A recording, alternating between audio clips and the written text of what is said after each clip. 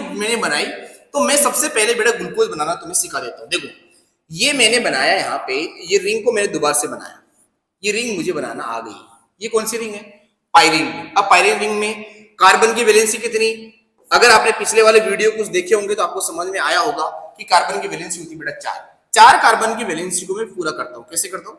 देखो मैं पहले नंबरिंग भी कर देता हूँ साथ में, 1 2 3 4 5, और यहाँ पे जो कार्बन है वो 6 नंबर कार्बन में यहाँ पे रखता हूँ। और 6 नंबर कार्बन को मैं वैलेंसी के साथ में रख देता हूँ CH2OH। ये मैंने क्या लग दिया? 6 नंबर कार्बन, मैं इसको 6 नंबर लिख दिया।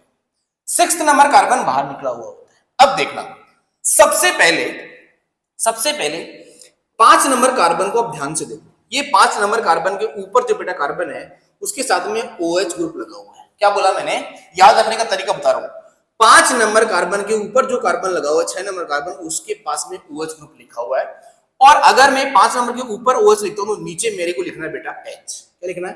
H। अगर मैंने 5 नंबर कार्बन के नीचे H लिख दिया तो मुझे 4 नंबर कार्बन के ऊपर H लिखना है, मतलब चेंज करते जाना है। इसके ऊपर OH, नीचे H, इसके नीचे H है तो इसके ऊपर है तो नीचे क्या आएगा बेटा? OH। अगर इस 4 नंबर कार्बन के नीचे OH है तो 3 नंबर कार्बन के ऊपर OH आ जाएगा, तो नीचे क्या जाएगा बेटा? H। अगर 3 नंबर कार्बन के ऊपर OH है तो 2 नंबर कार्बन के नीचे क्या जाएगा? OH, और ऊपर क्या जाएगा फिर? H। अगर ये कार्बन के ऊपर H है तो इस कार्बन के नीचे क्या जाएगा? H, तो ऊपर क्या आएगा फिर? OH। मैंने कैसे बनाया आपको समझ में आया? एक बार मैं यही स्ट्रक्चर दोबारा से बनाना सिखा देता हूं। बहुत सिंपल स्ट्रक्चर है बेटा। मैंने क्या बनाया है?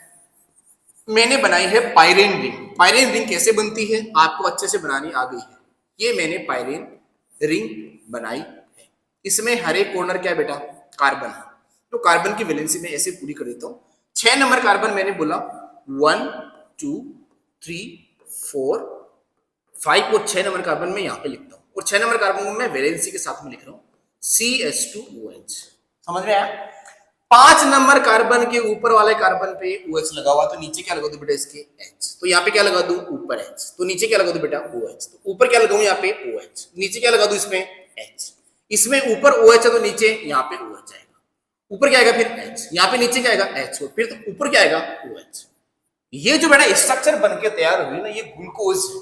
अब ये कौन सा ग्लूकोज है? तो जिसमें ये अल्टरनेट रूल फॉलो होता है उस ग्लूकोज का नाम है बेटा बीटा डी ग्लूकोज। क्या नाम है बेटा इसका? Beta D glucose. ये है beta D glucose.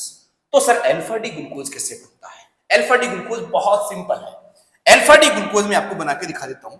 Alpha D glucose बेटा मैं यहां पे बना रहा हूं। अल्फा डी ग्लूकोज आप ध्यान से देखना कैसे बनाता हूं।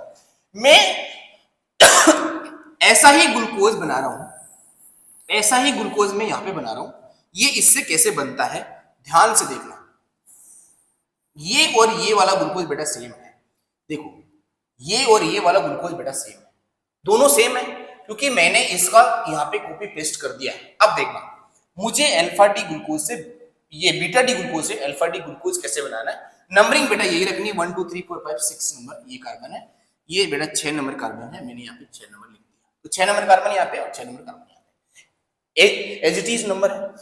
एक नंबर कार्बन पे ध्यान से देखो दोनों जगह क्या क्या ग्रुप लगा हुआ है। अगर एक नंबर कार्बन पे इसी तरीके की सीक्वेंस से OH ऊपर है, और अगर मैं बेटा इसमें OH जो है वो अगर इसकी पोजीशन एक्सचेंज कर दूं, ऊपर OH था तो अब की बार मैं क्या कर रहा हूं बेटा?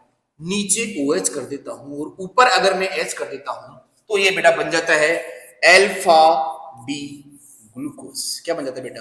Alpha D glucose. तो ये बीटा डी ग्लूकोज था। बीटा डी ग्लूकोज कैसे बनाया और अल्फा डी ग्लूकोज कैसे बनता है? 1 नंबर कार्बन पे मैंने पोजीशन बदल दी है। और अगर एक बात और याद रखनी है, जिस कार्बन पे हम पोजीशन बदलते हैं, जैसे 1 नंबर कार्बन पे मैंने पोजीशन बदल के अगर बीटा डी ग्लूकोज बनाया तो 1 नंबर कार्बन जो है ये 1 नंबर कार्बन है। इस 1 नंबर कार्बन के लिए केमिस्ट्री में हम एक वर्ड यूज करते हैं।